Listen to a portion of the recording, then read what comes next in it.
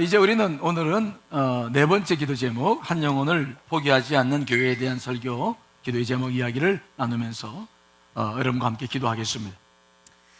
한 영혼을 포기하지 않는다. 한 영혼을 구원을 위해서 그 영혼을 포기하지 않는다. 이 말 속에는 많은 말이 의미가 들어있어요. 한 영혼을 볼 수 있는 눈이 열려져야 되거든요. 우리가 사람을 볼 때는 그 사람이 행하는 것이나 또 그 사람이 하는 말이나 뭐 그 사람의 배경이나 뭐 이런 것들을 보면서 그 영혼을 바라보는데, 우리 그렇지 않다는 그게 아니라, 외모가 아니라, 그것이 겉모습이 아니라 그 영혼을 볼 수 있어야 그 영혼을 포기하지 않는 우리 교회가 될 줄 믿습니다. 영혼을 보는 눈을 열어야 된다. 사람을 보는 눈을 열어야 돼. 말은 투박하게 해도, 때로는 죄를 짓기도 하지만 영혼은 그렇지 않아. 자, 그 영혼을 볼 수 있는 눈을 열어야 될 텐데, 이제 오늘 우리가 이 문제에 대해서 같이 말씀을 나누고 또 기도를 좀 하겠습니다.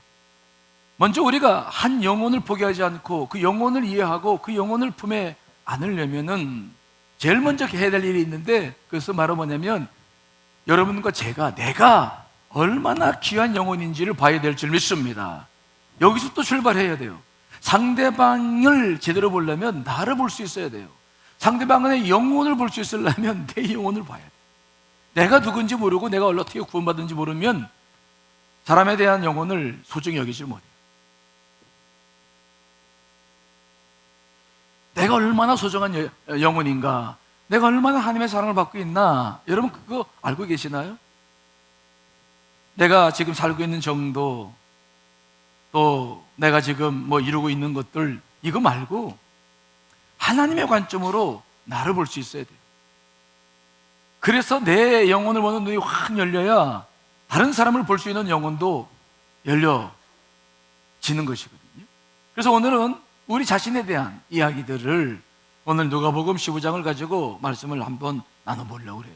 어느 휴일에 한 가족이 차를 타고 나들이를 떠났다가 그만 교통사고를 당했죠. 다른 사람들은 다 괜찮은데 아들이 심하게 다쳤어요. 빨리 긴급하게 수혈이 필요했는데 그것은 시골병원이라서 보관된 혈액이 부족했습니다.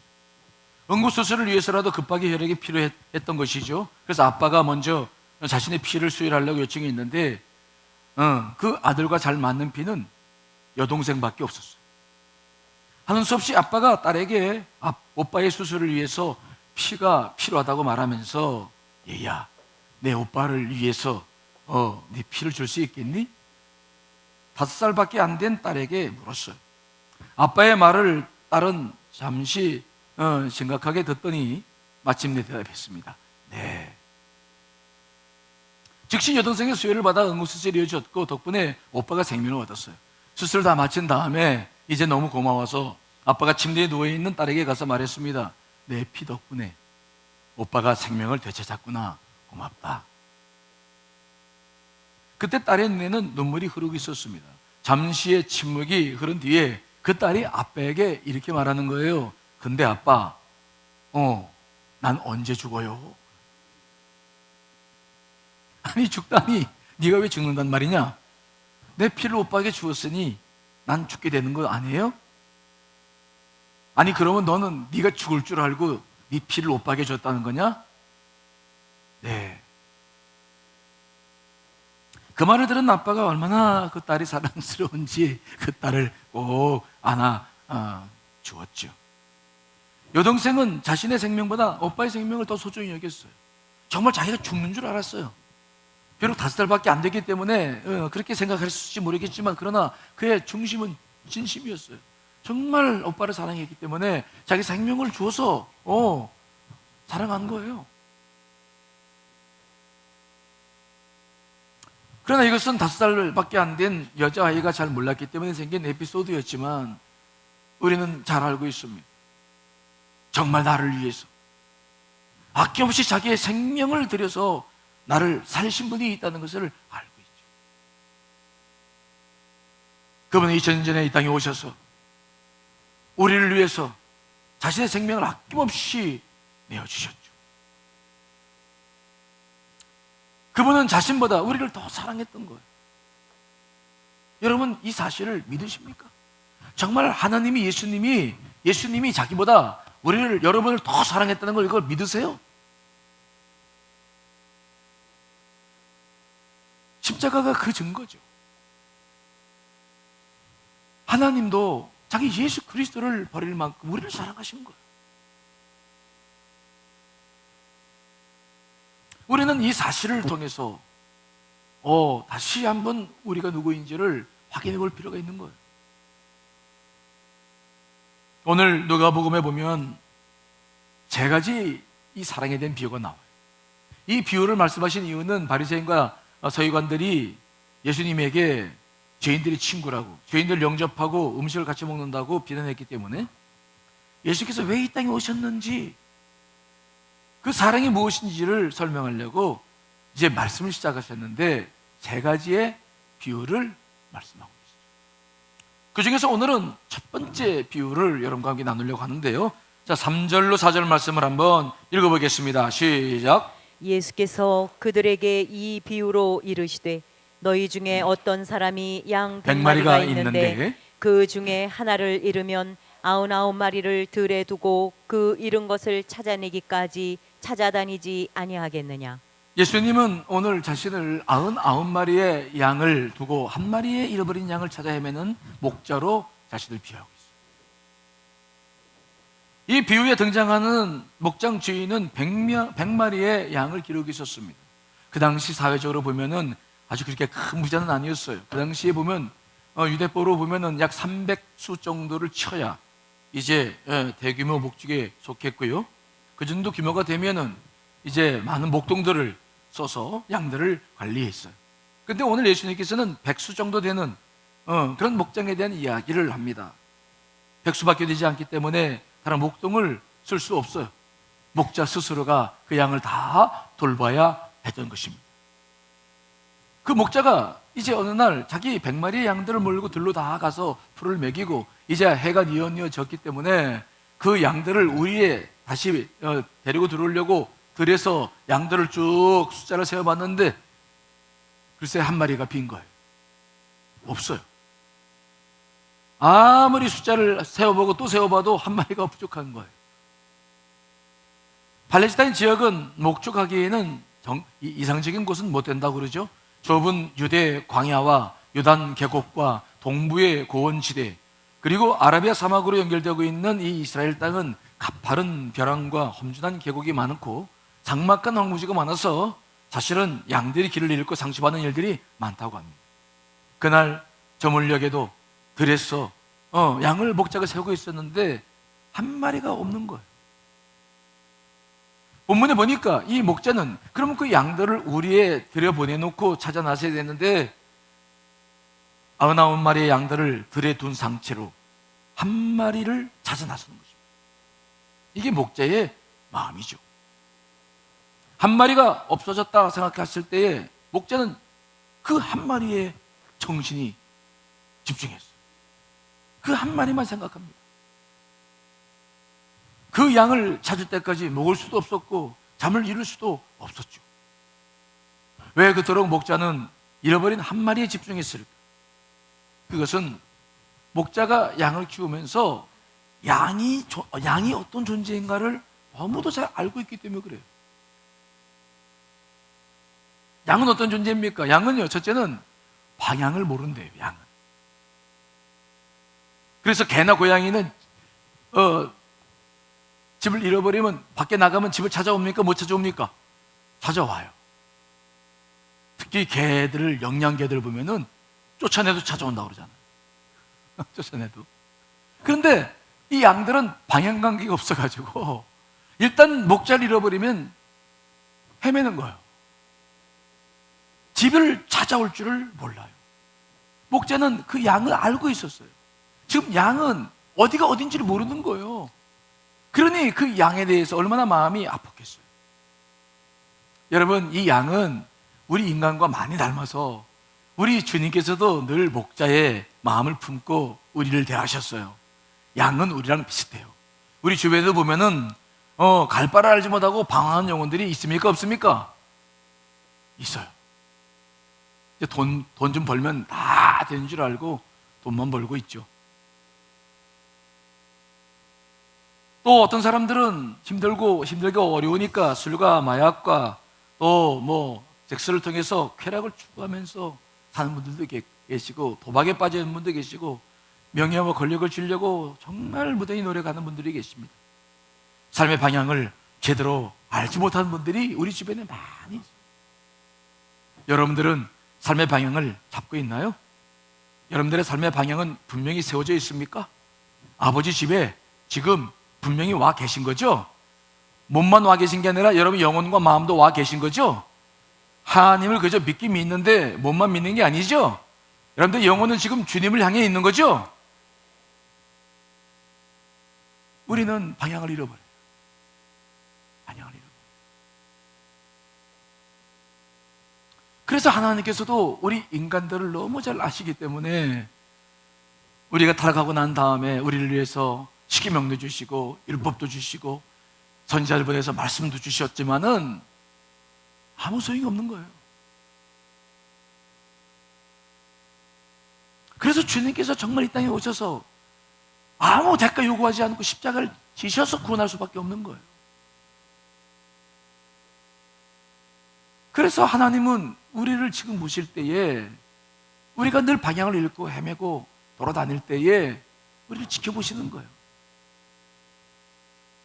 목자는 양이 지금 방향 감각이 없다는 걸 알고 있기 때문에 뛰어가는 거예요.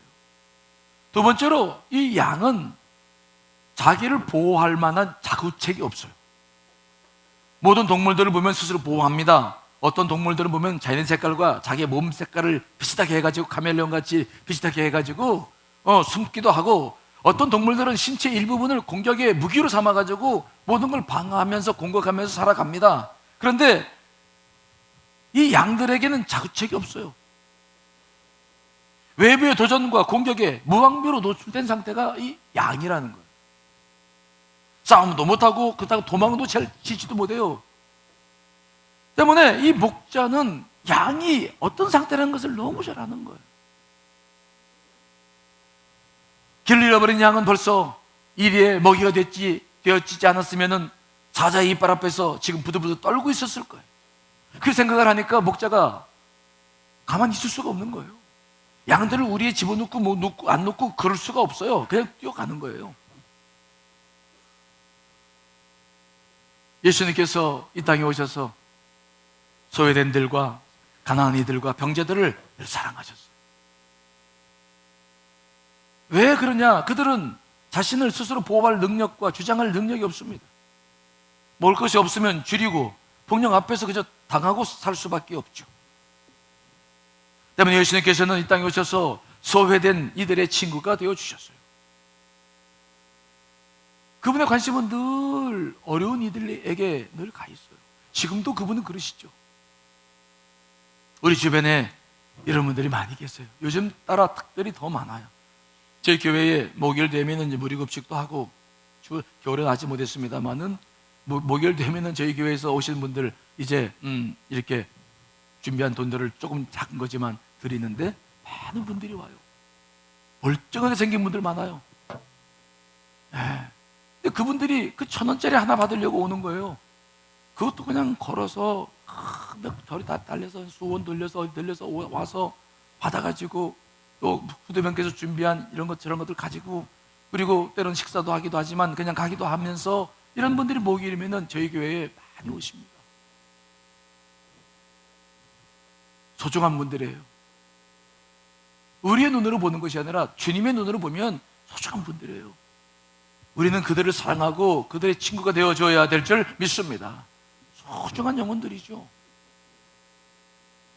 또 이 양들은 스스로 먹이도 구하지 못해요. 낙타라는 동물은 후각이 발달해가지고 멀리서도 물줄기를 찾아낸다고 그러잖아요. 물냄새를. 독수리는 막 3km의 그 더 높은 공중에서도 먹이를 보면서 이제 낚아챌 수 있는 눈을 가지고 있어요. 그런데 이 양들은 후각도 좋지 못해서 스스로 풀냄새도 못 맡고 눈도 안 좋아가지고요, 눈을 떠서 보는 게 2-3m밖에 안 보이는 거예요. 그래서 3-4m만 돼도 안 보여서 뿌옇게 보인대요. 2-3m밖에 안 보이는 거야. 그러니 목자가 이들을 인도하지 않으면 먹지도 못해요. 이 양들은 먹지도 못해.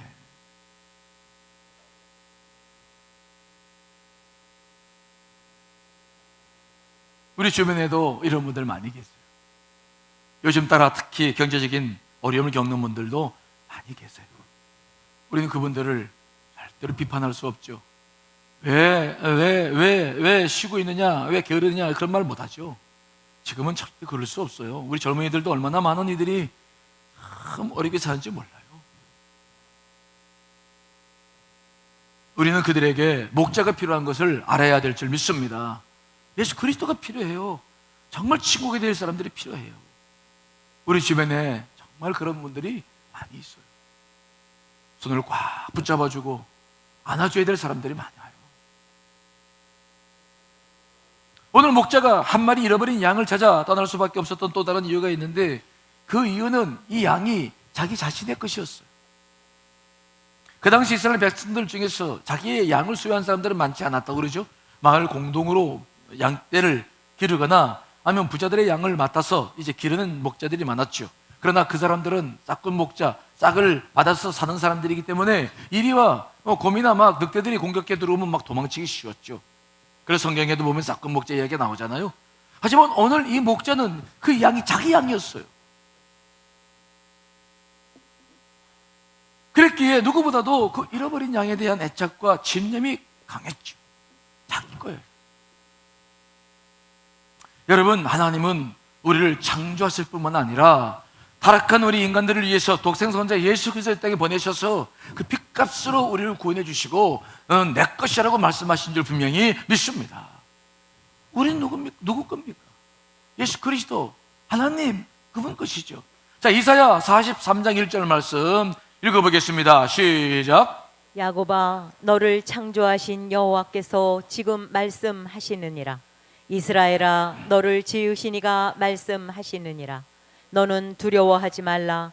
내가 너를 구속하였고 내가 너를 지명하여 불렀나니 너는 내 것이라. 아멘. 너는 내 것이라. 내가 너를 구속하였고 지명하여 불렀다는 것입니다. 여기에 모여있는 예배 드리는 분들 가운데서 하나님의 영으로 부름받지 않은 사람은 예배 드릴 수가 없어요. 요한복음의 말씀처럼 주께서 부름받은 사람들이죠. 우리는 주님의 것입니다. 이 사실을 잊어서는 안 돼요. 저도 이 사실 때문에 고민한 적이 있었습니다. 제가 미국에서 공부를 할 때 물질적인 어려움이 정말 컸을 때가 있었어요. 정말 우유 살 돈이 없더라고요. 그때 채플에 들어가서 기도를 하면서 여러 가지 아픔을 이야기를 했을 때 제가 이 이사야 43장 1절 말씀을 얼마나 분명히 들었는지 몰라요. 넌 내 것이라. 근데 이 말 한마디 들었는데요, 이게 얼마나 힘이 되는지 몰라. 얼마나 많이 그러는지 몰라. 우리는 힘들고 힘에 겨워서 그저 사는 삶 속에서 그저 고통 속에 있다고 생각하지만 하나님은 그렇지 않아요. 하나님은 나를 잊지 않으신 줄 믿습니다. 넌 내 거야, 내 거야. 그 말 한마디가 그냥 가슴에 와 닿는데 얼마나 정말 감사한지 몰라요. 오늘 목자는 잃어버린 양이 자기 것이기 때문에 쫓아나간 거예요. 하나님도 지금 그렇습니다. 여러분들이 어떤 상황에 처해 있든지 여러분을 놓치지 않는 이유가 뭐가 있습니까? 그분이 만드셨기 때문에, 그분이 구원하셨기 때문에, 바로 내 것이기 때문이죠. 오늘 저는 본문을 보면서 가장 크게 도전받는 것은 뭐냐? 목자와 양과의 관계예요. 목자는 자신이 치고 있는 양이 100만이나 되었습니다. 그 당시로 보면 많은 것은 아니라고 하지만 많은 숫자죠. 근데 오늘 이 목자를 보면 그 양 100마리를 물이나 숫자로만 계산하지 않는 거예요. 만일 이 양을 치던 목자가 그 무리를 숫자로만 계산한다면은 한 마리 잃어버렸어? 그럼 새끼 한 마리 남으면 되지. 그렇게 이해하면 끝났을 거예요. 하지만 오늘 이 목자는 생명을 걸고 뛰어나가는 거예요. 왜요? 숫자가 아니에요. 무리가 아니에요. 오늘 목자는 양과 한 마리 한 마리 인격적 교제를 하고 있었던 것입니다. 인격적 관계를 맺고 있는 것입니다. 그러니까 뛰쳐나갈 수밖에 없는 것입니다. 많은 경우에 이스라엘 백성들, 이 목자들은요, 양을 키울 때 양의 이름을 지어준대. 그리고 양의 이름을 부르면서 그 목자와 관계를 맺는다 그래요. 그래서 그 목자가 양의 이름을 부를 때 목자가 양의 음성을 듣고, 목자의 음성을 듣고 와서 애정을 표현하고, 또 목자도 양을 쓰다듬어 주면서 애정을 표현하고, 그러면서 이 가족 관계가 생기는 거예요. 하나님과 우리와의 관계가 이 관계라는 것을 잊혀서는 안 됩니다.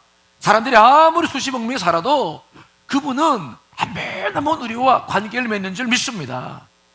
이것을 우리가 잊어서는 안 됩니다. 저도 벤자민을 키우고 있다고 제가 몇 차례 말씀드렸는데 조그마한 푸들이죠. 근데 이놈이 벌써 10년 됐으니까 10살 됐으니까 사람으로 보면은 이제 나이가 많이 드는 거예요. 근데 제가 키울 때 지식이 없이 키워가지고 혼자 놔두고 막 그래가지고 분리불안증이 있어가지고 지금도 혼자 놔두면 막 짖고 막 난리가. 그래가지고 우리 예인이 신이가 없으면 집에 혼자 놔둘 수가 없어요. 제가 요즘 새벽 기도 나올 때도 벤자민을 데리고 나와요. 우리 벤자민이 새벽 기도 합니다. 사무실에 놓고 제가 오는데 거기서도 지킨 짓는데 그래도 여기는 주변 아파트가 아니니까 피해가 없어. 아파트는 짓기 시작하면 동네 사람들이 제가 목사인 줄 다 알고 그러는데 그래가지고 때로는요 너무 귀찮으면은 그런 생각이 들 때가 있어요. 아이씨 이거 그냥 어떻게 해볼까? 근데 그렇게 못해요. 왜요? 오래 키우다 보니까 이게 가족이 됐어. 요즘은 벤자민이 아니야. 지도 사람인 줄 알고 나도 그놈이 사람인 줄 알아. 인격적인 관계가 생기는 거예요. 지가 아프면 내가 아픈 것 같아. 이제 큰일 났어요. 저거 노년 돼가 더 나이 들면 이제 어머니 모시는 것처럼 노인 모시는 것처럼 저 모시고 살아야 되니 저거 어떻게 할 거예요 저거. 이런 줄 알았으면 안 키웠던데 그래도 기쁨을 주잖아요. 사랑을 주잖아요. 내 가족이잖아요.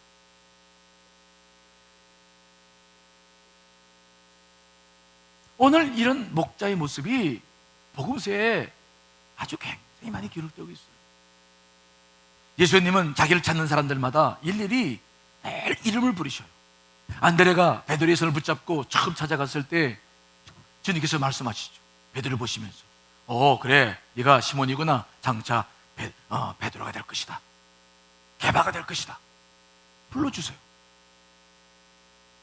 또 사람들에게 왕따를 당하고 뽕나무 위에 올라가 있는 삭개오를 보자마자 야 내려와라 이렇게 말씀하지 않아요. 삭개오야 내려와라. 이름을 알고 계세요. 삭개오야 내려와라. 내가 오늘 네 집에 유하여 하겠다. 믿는 사람들을 그렇게 핍박하며 스데반을 순교시키며 했던 그 사도 바울이 다메섹으로 믿는 사람들을 붙잡으러 갈 때 그때 부활하신 주님께서 빛과 함께 사도 바울이 나타나셨죠. 그때도 뭐라고 말씀하십니까? 야 이놈아 그렇게 말씀하지 않았어요. 사울아 그 이름을 불러요. 네가 어찌하여 나를 핍박하느냐. 이름을 부르시는 거죠. 우리를 다 아시는 분이십니다. 빈 무덤에 찾아갔으나 부활하신 주님을 보지 못했던 마리아에게도 주님께서 뭐라고 말씀하십니까? 마리아야 이름을 불러. 마리아야 졸지 말아라. 마리아야 눈을 떠라. 나를 봐라. 주님은 우리와 개인적인 관계를 맺는 분이지 숫자로 우리를 나를 믿는 사람이 몇 명이냐 아니에요. 그건 중요하지 않아요. 늘 나와 인격적 관계를 맺는 분이다. 여러분 이 사실을 믿으시기 간절히 축원합니다. 그래서 예수 그리스도께서 말씀하시기를 하늘 아버지를 아빠라 불러라고 말씀하고 있잖아요. 자 여러분 다 같이 갈라디아서 4장 6절 읽어보겠습니다. 시작. 너희가 아들이므로 하나님이 그 아들의 영을 우리 마음 가운데 보내사 아빠 아버지라 부르게 하셨느니라. 아멘. 아빠 아버지라 부르셨어요. 자 또 로마서 8장 15절 말씀 읽어보겠습니다. 시작. 너희는 다시 무서워하는 종의 영을 받지 아니하고 양자의 영을 받았으므로 우리가 아빠 아버지라고 부르짖느니라. 아멘. 우리는 하나님의 것이요 하나님의 아들이죠. 그래서 우리는 하나님을 아빠라고 부를 수 있는 거예요. 아빠라는 말은 달라요. 아빠라는 말을 들어보면 가슴이 설레요. 여러분 그렇죠? 지겨워요? 자식들이? 아니에요. 전화해서 아빠, 우리 예인이가 가끔 전화해서 아빠 그러면 가슴이 설레요. 아들 어떻게 웬일이냐? 잘 지내냐? 아빠. 하나님은 우리가 아빠라고 부르기를 원합니다. 아빠 아버지가 아니에요. 공부 잘하면 사랑해주고 공부 못하면 미워하는 옛날 아빠가 아니에요. 많은 것을 이루어야 우리를 좋아하는 그런 아빠가, 아버지가 아니에요. 어떻게 하고 살든 늘 나를 사랑해 주시며 늘 내가 곤고한 일을 만났을 때, 염려하는 것을 염려했을 때 늘 돌봐줄 수 있는 분이시죠. 아빠. 그분께서 하신 말씀이죠. 마태복음 28장 20절 말씀 읽어보겠습니다. 시작. 내가 세상 끝날까지 너희와 항상 함께 있으리라 하시니라. 아멘. 세상 끝날까지 나와 함께 하실 분, 그분이 내 아빠이신 줄 믿습니다. 이걸 분명히 믿으세요. 아빠. 이런 목자와 양과의 관계이기 때문에 목자는 자기 생명을 내걸고 양을 찾아 나서는 것입니다. 팔레스타인 지역은 깎아내린 벼랑과 험한 계곡이 많았습니다. 무서운 맹수들도 많았습니다. 그러나 목자가 가장 두려운 것은 그것들이 아니라 사랑했던 자기 양이 비참하게 살이 찢겨 가죽만 남아있는 비참한 모습을 보는 것이었어요. 그래서 목자는 자기 생명을 바쳐서 그 양을 찾아 떠난 것입니다. 우리 주님이 이 땅에 내려오신 이유가 거기에 있는 건 아니겠습니까? 자기의 생명을 아낌없이 내려주신 거예요. 우리 한 사람 한 사람을 사랑하시며 자기의 피를, 자기의 육을, 자기의 생명을 다 내어주신 것이죠. 그래서 우리가 구원받아서 이제 우리는 그분과 끊을 내야 끊을 수 없는 생명의 그 끈이, 탯줄이 묶여진 줄 분명히 믿습니다. 이것이 우리가 받은 사랑 아닙니까? 자, 로마서 8장 38절 39절 말씀 읽어보겠습니다. 시작. 내가 확신하노니 사망이나 생명이나 천사들이나 권세자들이나 현재일이나 장래일이나 능력이나 높음이나 기쁨이나 다른 어떤 피조물이라도 우리를 우리 주 그리스도 예수 안에 있는 하나님의 사랑에서 끊을 수 없으리라. 아멘. 끊을 수 없어요. 아버지의 사랑을 내가 받고 있어요. 내가 설령 아버지를 잊는다 할지라도 아버지는 날 잊지 않죠. 여러분, 이 사랑을 가슴 깊이 새기시기를 간절히 축원합니다. 그분은 지금도 하나님 보좌 우편에서 우리를 위해서 그래서 중보기도 하고 계시죠. 누가 정죄하리요? 죽으실 뿐만 아니라 다시 살아나신 이는 그리스도 예수시니 그는 하나님 우편에 계신 자요 우리를 위하여 간구하시는 자시니라. 지금도 우리를 위해서 간구하시는 거죠. 자기 생명을 들여서 우리를 구원하시기 때문에 지금도 우리의 방황하는 모습, 헤매는 모습을 보시면서 우리를 위해 기도하고 계시는 분이시죠. 이러한 양이기 때문에 목자는 생명을 내고 찾아 나선 것입니다. 그리고 결국은 찾아왔어요. 찾았을 때 그 감격의 기쁨을 어떻게 표현하고 있습니까? 오늘 5절 6절 말씀 읽어보겠습니다. 시작. 또 찾아낸즉 즐거워 어깨에 메고 집에 와서 그 벗과 이웃을 불러 모으고 말하되 나와 함께 즐기자. 나의 잃은 양을 찾아내었노라 하리라. 아멘. 그 양을 드디어 찾았어요. 근데 자꾸 보니까 그 양이 어디 다쳐 있을 수도 있고 헤매다 보니까 여기저기 상처가 많아. 그 양으로 하여금 걸어오기도 하지 않아요. 그냥 찾자마자 기뻐서 그를 안아주고 어깨에 메고 그리고 오는 거죠. 그는 굶주렸을 것입니다. 몇 시간 헤매느라고 그의 몸도 피곤했을 것입니다. 하지만 그것이 대수롭지 않아요. 왜? 양을 찾았어요. 그래서 그는 막 기쁨으로 와가지고 뭐라고 말하냐면은 벗과 이웃들을 다 불러가지고 말합니다. 야, 우리 잔치하자. 오늘 내가 한턱 쏜다. 자, 우리 집에 다 모여라. 여러분, 양 한 마리 가격이 얼마나 되는 줄 아세요? 양 사냥 말고 그냥 일반 기르는 양 찾아보니까 암양이요, 암양은 한 50만 원, 60만 원 간대요. 지금 순양은 30만 원. 왜 순양이 싼지 몰라. 여러분, 근데 생각해 보세요. 그 양을 데리고 막 어깨 메고 좋아가지고 오는데 동네 사람도 다 불러 잔치를 하려면은 이 양값이 더 비싸겠어요? 그 잔치값이 더 비싸겠어요? 비교가 안 돼요. 이 양을 회복하려면 시간도 걸려요. 하지만 그게 중요치 않아. 왜? 재산이 아니에요. 내 가족이에요. 내 가족이에요. 이 목자가 그 양을 찾은 것은 재산을 찾은 것이 아니에요. 자기 가족을 찾은 거예요. 길 잃은 그 양을 찾아 산 넘고 물 건너 빈들을 지나던 그 목자는 아마 어쩌면 그 양이 애미의 뱃속에서부터 나올 때서부터 그를 받아냈고 그를 봤는지 몰라요. 눈을 뜨고 걸음마를 하며 아장아장 걸어서 엄마 뒤를 쫓아다니던 그 어린 양, 젖을 빨기 시작하고 이빨이 나오고 솜털이 마르면서 이제 자지단 풀을 뜯게 됐을 때도 그를 안아주면서 사랑했을 거예요. 그 컸을 때도 여전히 그에게 이름을 불러주며 사랑했을 거예요. 때문에 그에게 있어서 그 양은 물질적 가치로만 따질 수 없었어요. 그게 얼마나 내게 큰 유익을 주는지가 중요하지 않았습니다. 그에게는 그냥 양 자체가 기쁨이었죠. 그 양이 자신의 양이라는 사실 자체가 즐거웠어요. 이것밖에 없는 거예요. 목자가 양을 잃어버린 것은 몇십만 원 되는 양을 잃어버린 것이 아니라 그 관계를 잃어버린 것입니다. 그 정을 잃어버린 것입니다. 그래서 목숨을 꼭 찾는 거예요. 여러분, 하나님과 우리와의 관계가 이렇다는 사실을 기억해야 될 줄 믿습니다. 하나님은 그냥 나기 때문에 사랑하는 겁니다. 내가 뭐 잘되고 성공하고 잘생기고 뭐 그런 거 아니에요. 여러분, 그런 거 아니에요. 하나님은 그냥 내 자체를 사랑하시는 거예요.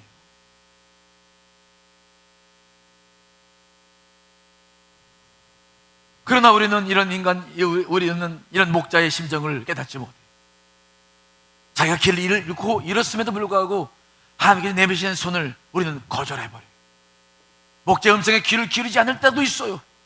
하지만 기억해야 될 게 있습니다. 아무리 내가 뿌리쳐도 아버지의 사랑, 그 사랑은 영원할 줄 분명히 믿습니다. 끊을 수 없어요. 끊을 수 없어요. 저희 어머님이 저희 큰형님을 먼저 보내고 이제 꽤 오랜 동안 인생을 사셨는데 가끔 이렇게 밖을 내다보시며 눈물을 흘리실 때가 있어요. 저를 보면 눈물 훔치시죠. 어머님, 무슨 걱정이 있어요? 말씀 안 해요. 그러면 얼마나 뻔해요. 앞사가 나들이죠. 앞사가 나들. 부모의 사랑은 우리가 이해할 수 없어요. 하나님은 정말 우리를 진정으로 사랑하십니다. 이걸 믿으셔야 돼요. 제가 미국에서 목회할 때 어떤 분이 금요일에 나왔는데 막 소리 질러 기도해요. 무슨 사연 있나? 그래서 그 다음 주일날 교회 나왔길래 상담을 했는데 글쎄 그런 일이 있더라고요. 이분은 자기 언니 집에 갔는데 언니가 조카를 낳아서 얼마 안 됐어. 근데 이제 뒤통수를 뒤로 꽉, 뒤통수가 예뻐야 되잖아요. 그러니까 이제 이게 이렇게 똑바로 안 뉘었고 엎어서 이제 기르는 그 시대였는데 그 조카를 엎어서 뉘고 같이 잠을 잔 거야. 그리고 잠을 자서 일어났는데 보니까 조카가 숨을 안 쉬어. 그래서 봤더니 이미 죽은 거야. 그래가지고 막 하나님께 기도하면서 살려달라고 했는데 하나님 역사하지 않으신 거야. 얼마나 상처를 받았는지 언니, 형부, 집안 사람들 모두에게 상처를 주고 스스로가 상처를 생각해가지고 뛰쳐나와가지고 인생을 얼마나 방황하고 헤맸는지 몰라요. 하나님은 막 믿지도 않고 막 미워하고 그러다가 어떻게 미국에 왔는데 그래도 교회 오고 싶어서 찾아온 거예요. 근데 기도해야 되겠는데 기도는 안 되니까 막 하나님께 막 저주하고 그랬는데 자기 얘기를 이제 털어놓고 나니까 마음이 좀 후련해졌죠. 그 주로 매주 정도 계속 교회를 나왔는데 어느 날 금요일 날 소리 지르는 사람이 소리 지르지 않고 기도를 해요. 그래서 왜 그런가 뒤돌아봤더니 눈물을 얼마나 흘리고 얘기하는지.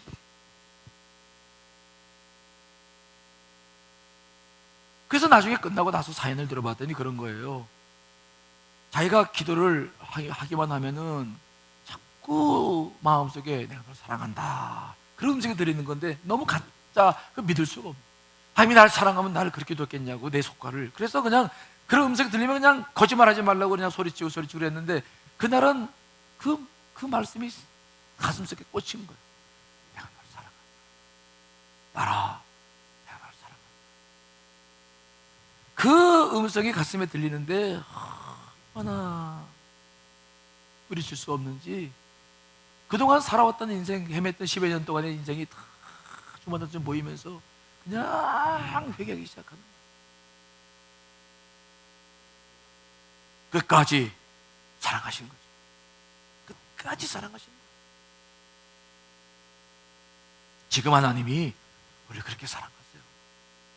여러분, 여러분들이 어느 곳에서 방황하다 할지라도 하나님을 잊지 않으실 간절히 축원합니다. 그 부르심을 들으셔야 돼요. 여러분을 크게 책망하지 않으실 거예요. 여러분이 돌아오시기를 기다리실 거예요. 그래도 여러분 잊으셔서는 안 돼요. 또 우리 주변에 영혼들이 사실은 많잖아요. 때로는 속썩일 때가 있어요. 하지만 아무리 속썩인 영혼도 주님이 얼마나 그를 사랑하시는지 생각해 보면요, 늘 마음이 숙연해져요. 저도 그래요. 제가 목양을 할 수 있는 이유는 거기에 있어요. 때로는 힘이 들고 어려울 때도 있죠. 하지만 주님께서 얼마나 제 영혼을 사랑하시는지를 보면은 그럴 수 없어요. 주님은 우리를 너무 사랑하시죠. 어느 날 어떤 사람이 양들을 보고 싶어서 목장을 찾아갔는데, 근데 어떤 목자가 다리가 부러진 누워있는 양에게 먹이와 물을 가져다 주고 있었어요. 그래서 목자에게 물었습니다. 어쩌다가 이 양이 다리가 부러졌나요? 목자가 대답하지 않아요. 방문자가 계속 질문합니다. 양이 구덩이에 빠져서 다리가 부러졌나요? 아니요. 그러면 다른 양과 싸우다 그랬나요? 아니요. 그러면 돌부리에 걸려 넘어졌나요? 아니에요. 그러면 약물이 치는 개약이 물렸나요? 아니라니까요. 그러면 어떻게? 그 목자가 하늘을 이렇게 한동안 쳐다보더니 숨을 내쉬면서 말했다. 내가 그 다리를 부러뜨렸습니다. 이 양은 계속해서 완고하게 바른 길을 벗어나 방황했습니다. 그뿐 아니라 지도 풀을 뜯어먹지 않으면서도 다른 양들이 풀을 뜯어먹지 못하게 방해했습니다. 계속 경고를 했는데 듣지 않았습니다. 그에게 변화가 없었습니다. 그래서 내가 이 양의 다리를 부러뜨렸습니다. 그리고는 먹을 것도 주지 않고 3일 동안 굶겼습니다. 처음에는 내가 가니까 나를 물려고 했습니다. 그러나 이제 3일이 지나자 그는 나를 자신의 목자로 인정했습니다. 내가 주는 먹이를 먹기 시작했어요. 나에게 고분고분해졌습니다. 아마 이놈이 다리를 쓸 수 있을 때쯤 되면은 그 누구보다도 나에게 충직한 양이 될 것입니다. 그는 목자의 마음을 헤아려주는 양이 될 것입니다. 그렇습니다. 누구라도 쉽게 포기해서는 안 됩니다. 주님은 끝까지 인내하시며 그 양을 기다리고 있기 때문이죠. 우리도 그 마음을 품고 어떤 영혼이든 포기하지 않아야 될 줄 믿습니다. 어떤 영혼이든 기다릴 수 있어야 돼요. 어떤 영혼이든 마음 상하지 말고 함께 맡기며 나아갈 때 반드시 그 양이 구원받고 하나님의 기쁨이 될 줄 분명히 믿습니다. 자, 누가복음 15장 17, 그냥 7절 오늘 말씀 마지막이죠. 읽습니다. 시작. 내가 너희에게 이르노니 이와 같이 죄인 한 사람이 회개하면 하늘에서는 회개할 것 없는 의인 99으로 말미암아 기뻐하는 것보다 더 하리라. 아멘. 이 땅에서 한 영혼이 돌아올 때 하늘은 천국 잔치가 벌어지는 것입니다. 우리가 그렇게 구원받은 사람들이고 그렇게 또 구원을 우리가 영혼들에게 복음을 증거해야 될 사람인 줄 분명히 믿습니다. 한 영혼은 천하보다 귀하다고 말씀하셨어요. 한 영혼을 포기하지 않는 저와 여러분, 우리 교회가 될 수 있기를 간절히 축원합니다.